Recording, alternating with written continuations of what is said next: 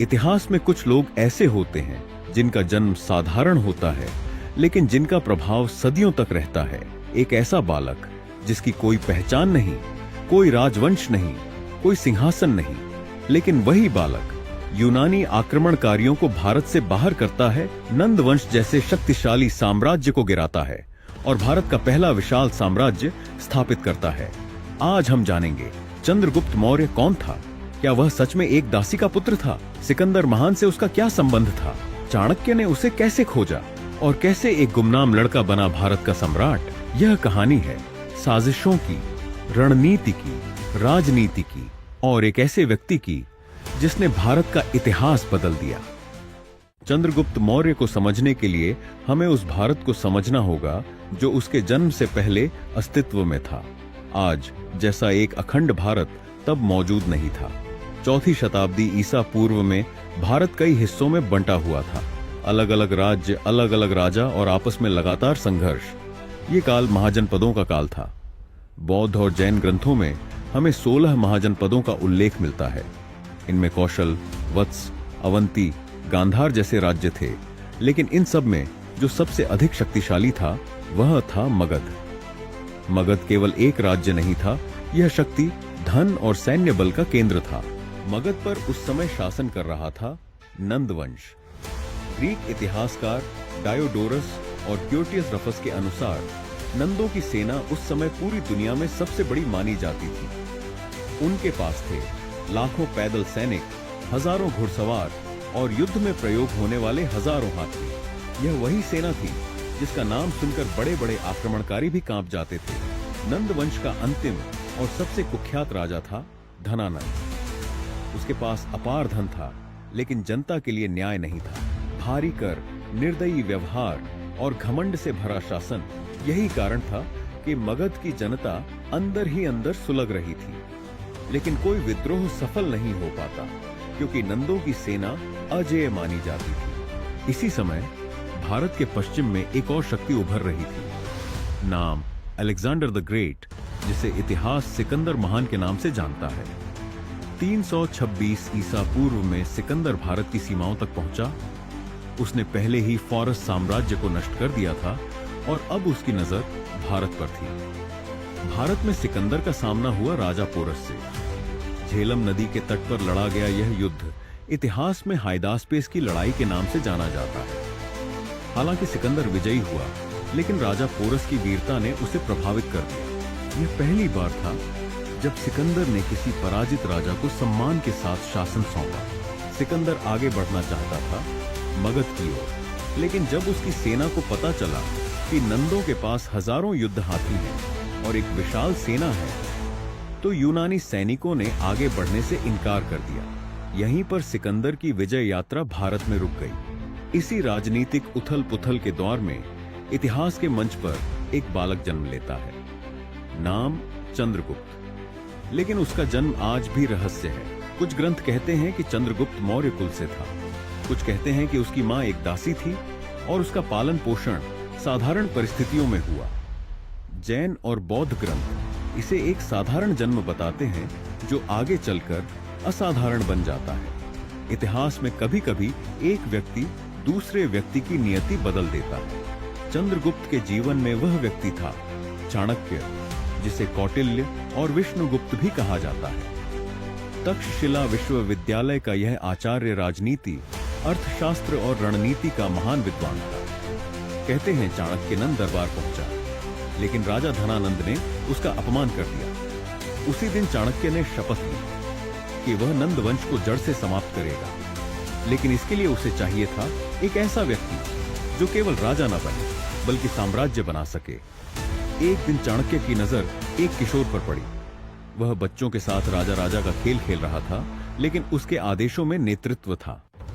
चाणक्य समझ गया, यही वह बालक है जिसे इतिहास याद रखेगा।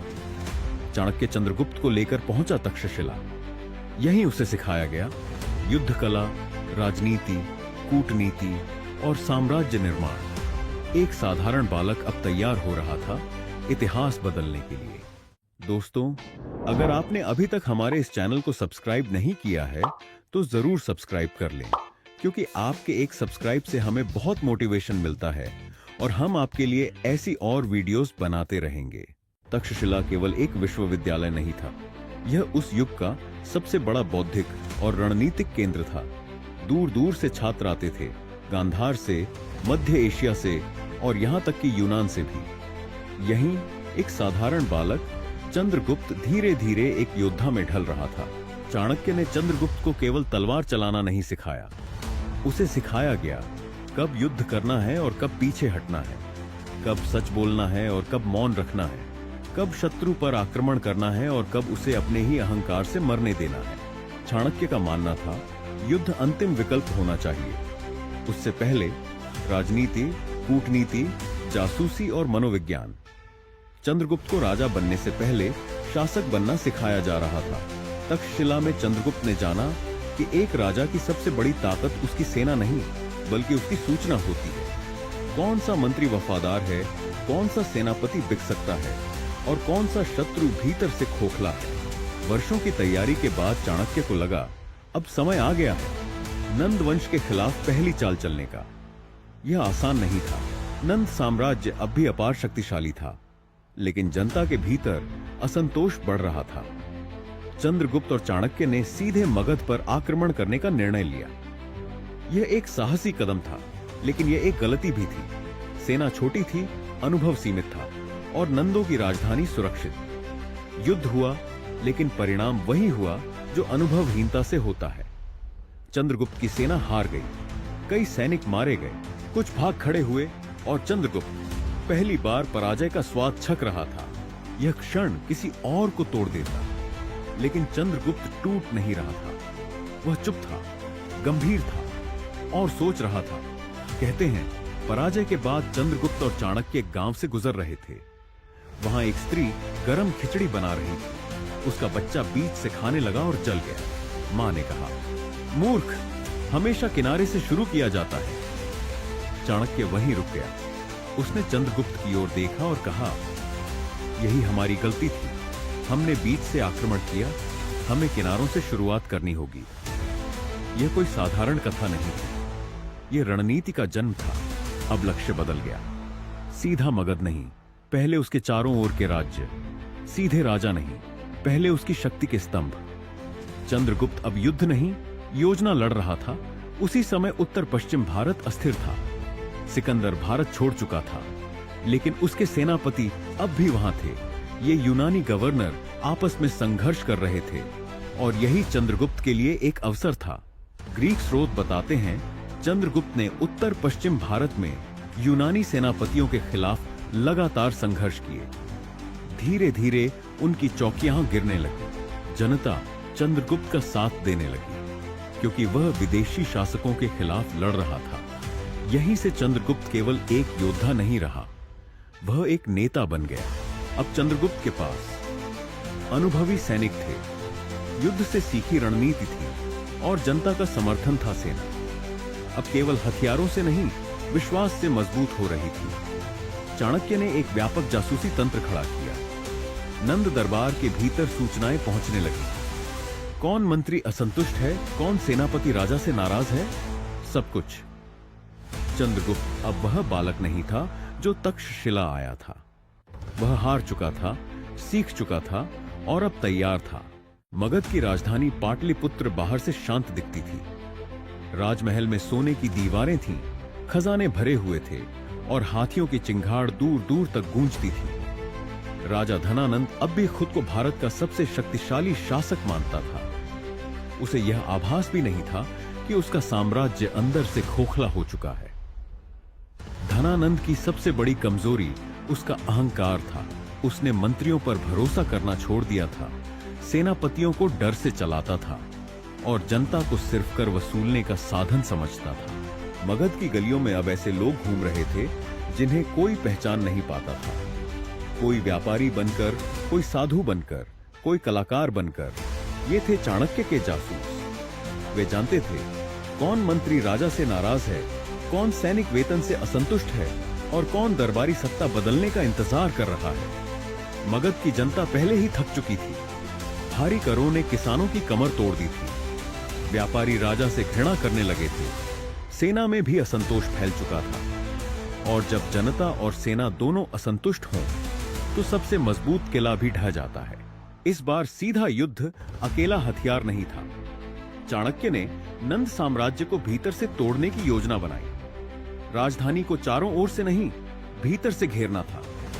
जब चंद्रगुप्त की सेना मगध की सीमाओं तक पहुंची तो दृश्य बदला हुआ था। यह वही सेना नहीं थी जो पहली बार हारी थी। यह अब अनुभवी, अनुशासित और उद्देश्य से भरी सेना थी। युद्ध हुआ, लेकिन यह केवल तलवारों का युद्ध नहीं था।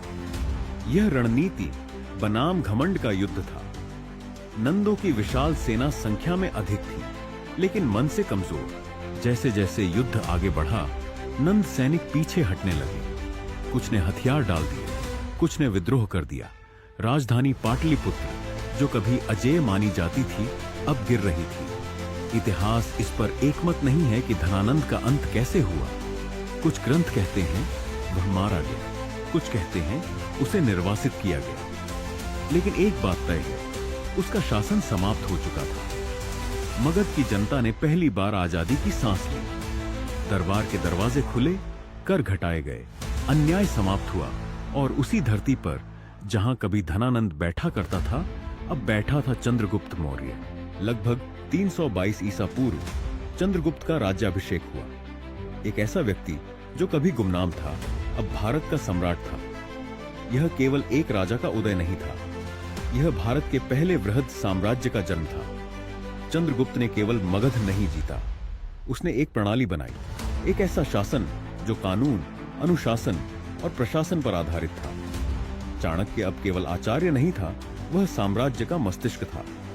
धीरे धीरे मौर्य साम्राज्य उत्तर भारत में फैलने लगा। गंगा घाटी से लेकर उत्तर पश्चिम तक एक झंडा, एक सत्ता, एक व्यवस्था। भारत पहली बार एक राजनीतिक इकाई बन रहा था। जब सिकंदर महान की मृत्यु हुई तो उसका विशाल साम्राज्य एक साथ नहीं टिक सका। यूनान से लेकर मिस्र तक फैली सत्ता उसके सेनापतियों में बंट गई। इतिहास इन्हें डियाडोची के नाम से जानता है। इन्हीं में से एक था सिल्यूकस निकाटोर। सिल्यूकस का सपना था सिकंदर के पूर्वी क्षेत्रों को फिर से अपने अधीन लाना। उसकी नजर भारत पर थी। वह मानता था सिकंदर जो अधूरा छोड़ गया वह उसे पूरा करेगा। सिल्यूकस अपनी सेना लेकर भारत की ओर बढ़ा, लेकिन यह वही भारत नहीं था जिसे सिकंदर ने देखा था। अब यहां चंद्रगुप्त मौर्य का शासन था, एक संगठित, अनुशासित और विशाल साम्राज्य। यह युद्ध सिर्फ सीमा का विवाद नहीं था, यह दो सभ्यताओं की टक्कर थी, यूनानी रणनीति और भारतीय संगठन। सिल्यूकस की सेना अनुभवी थी, लेकिन चंद्रगुप्त की सेना संख्या और अनुशासन में कहीं अधिक मजबूत थी। चंद्रगुप्त सीधे निर्णायक युद्ध की ओर नहीं बढ़ा। उसने सीमाओं को सुरक्षित किया, आपूर्ति मार्ग काटे और दुश्मन को धीरे धीरे कमजोर किया। यह वही रणनीति थी जो उसने नंदों के खिलाफ सीखी थी। युद्ध हुआ। इतिहास इस युद्ध का विस्तृत वर्णन नहीं देता, लेकिन परिणाम स्पष्ट है। सिल्यूकस जीत नहीं सका। एक यूनानी राजा के लिए यह असाधारण बात थी। अंततः दोनों शक्तियों के बीच एक संधि हुई। यह केवल युद्ध विराम नहीं था, यह इतिहास का सबसे महत्वपूर्ण राजनीतिक समझौता था। सिल्यूकस ने भारत के विशाल क्षेत्र चंद्रगुप्त को सौंप दिए।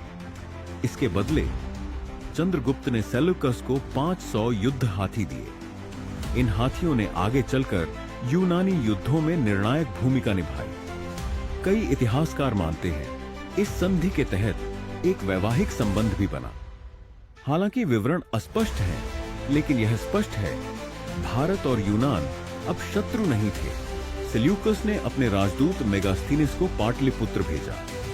यह पहली बार था जब किसी विदेशी ने मौर्य साम्राज्य को इतनी निकटता से देखा। मेगास्थनीज ने भारत पर एक ग्रंथ लिखा, इंडिका। हालांकि यह ग्रंथ आज पूरी तरह उपलब्ध नहीं है, लेकिन इसके अंश हमें बताते हैं पाटलिपुत्र का वैभव, मौर्य प्रशासन, विशाल सेना और संगठित समाज, यह सब चंद्रगुप्त की शक्ति का प्रमाण है। मेगास्थनीज के अनुसार पाटलिपुत्र लकड़ी से बना एक विशाल शहर था। उसकी दीवारें, उसके द्वार और उसकी व्यवस्था उस समय की दुनिया में अद्वितीय थी। सिल्यूकस से संधि के बाद मौर्य साम्राज्य केवल भारतीय नहीं रहा, वह अंतर्राष्ट्रीय राजनीति का केंद्र बन गया। भारत अब दुनिया के नक्शे पर एक शक्ति था। युद्ध जीतना कठिन होता है, लेकिन शांति बनाए रखना उससे कहीं अधिक कठिन।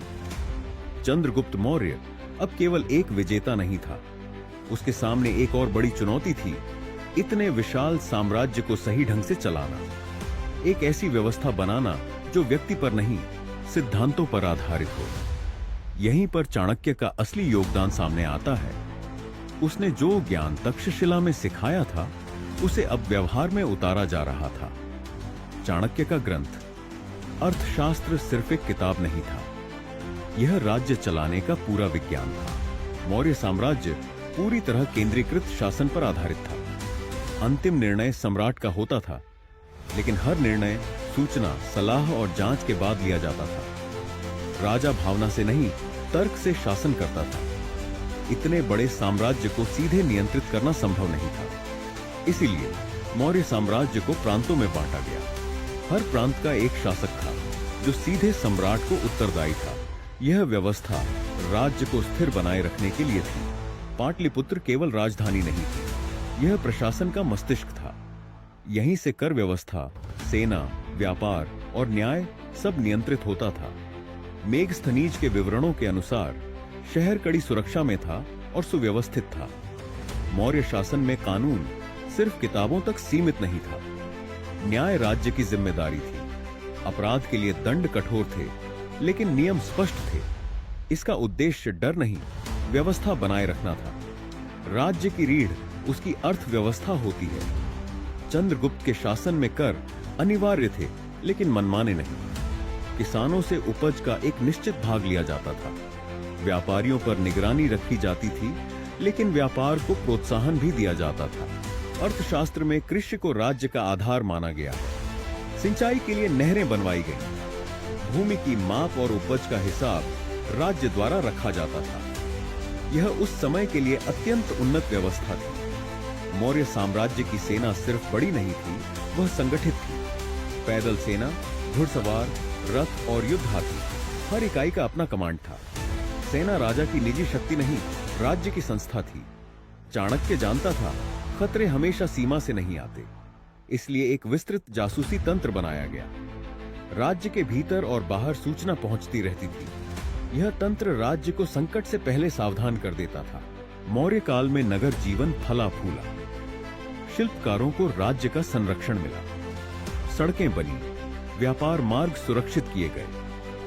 भारत अब केवल आत्मनिर्भर नहीं था, वह व्यापारिक शक्ति बन रहा था। इस युग के सिक्के, मोहरें और अवशेष आज भी चंद्रगुप्त के शासन की गवाही देते हैं। पंचमार्क कॉइन्स मौर्य अर्थव्यवस्था के सबसे ठोस प्रमाण हैं। पहली बार भारत में एक ऐसी सत्ता थी जो केवल युद्ध से नहीं, व्यवस्था से चल रही थी। चंद्रगुप्त मौर्य ने राज्य को व्यक्ति से ऊपर रखा। चंद्रगुप्त मौर्य अब अपने जीवन के उस मोड़ पर था जहां हर सपना पूरा हो चुका था। एक विशाल साम्राज्य, अनुशासित प्रशासन, अजेय सेना और अंतर्राष्ट्रीय सम्मान। भारत पहली बार एक स्थिर शक्ति बन चुका था। लेकिन इसी स्थिरता के बीच चंद्रगुप्त के मन में एक बेचैनी जन्म ले रही थी।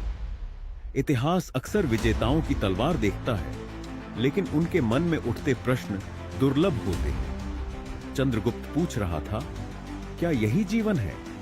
क्या सत्ता ही अंतिम सत्य है? यही प्रश्न उसे सत्ता से संन्यास की ओर ले जा रहा था। इसी समय चंद्रगुप्त का संपर्क हुआ जैन आचार्य भद्रबाहु से। जैन ग्रंथों के अनुसार भद्रबाहु अपने समय के महान तपस्वी थे। उनकी शिक्षाएं अहिंसा, त्याग और आत्मसंयम पर आधारित थी। जैन परंपराओं के अनुसार मगध में भयानक अकाल पड़ा। भद्रबाहु अपने शिष्यों के साथ दक्षिण की ओर प्रस्थान कर गए और चंद्रगुप्त एक सम्राट होते हुए भी सब कुछ छोड़कर उनके साथ चल पड़ा। चंद्रगुप्त ने सिंहासन अपने पुत्र बिंदुसार को सौंप दिया।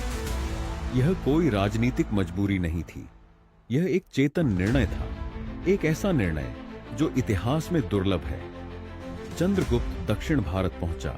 कर्नाटक की भूमि पर स्थित श्रवणबेलगोला आज भी उस यात्रा की गवाही देता है। वहां वह एक सम्राट नहीं था, वह एक साधक था। जैन परंपरा के अनुसार चंद्रगुप्त ने सल्लेखना का व्रत लिया। यह आत्महत्या नहीं थी, यह पूर्ण चेतना के साथ शरीर को त्यागने की आध्यात्मिक प्रक्रिया थी। धीरे धीरे पूर्ण संयम के साथ अहिंसा में लीन होकर एक सम्राट इतिहास से अमर हो गया।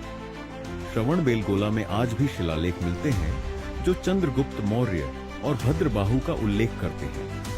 यह प्रमाण बताते हैं कि यह केवल कथा नहीं, इतिहास है। चंद्रगुप्त के बाद सिंहासन संभाला बिंदुसार ने। उसने मौर्य साम्राज्य को स्थिर रखा और बिंदुसार के बाद आया एक ऐसा नाम जो दुनिया जानती है, अशोक। लेकिन अशोक की नींव चंद्रगुप्त ने ही रखी थी। चंद्रगुप्त मौर्य सिर्फ भारत का पहला सम्राट नहीं था, वह राज्य निर्माण का प्रथम महान उदाहरण था। उसने दिखाया कि शक्ति केवल तलवार से नहीं, व्यवस्था से आती है। आज भी